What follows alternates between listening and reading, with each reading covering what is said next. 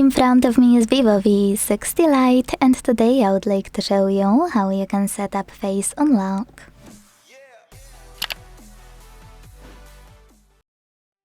Begin by opening Settings and scrolling down to click on this section called Security and Privacy.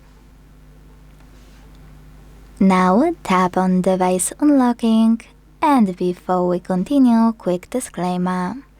You won't be able to add face data without having screen lock first, so make sure it's on and then select face over here. Now enter your current screen lock. Tap on Enroll Now at the bottom right corner and hit Agree in the pop-up. Following that, follow all of the instructions from your screen and wait for 100% mark.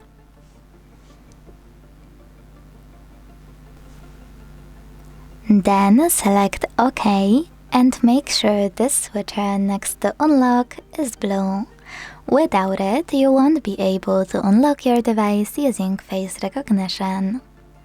Then you can close Settings.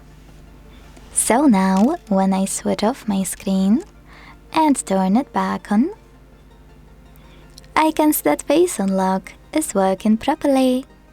Thanks so much for watching. If you enjoyed this video, leave a like, comment and subscribe.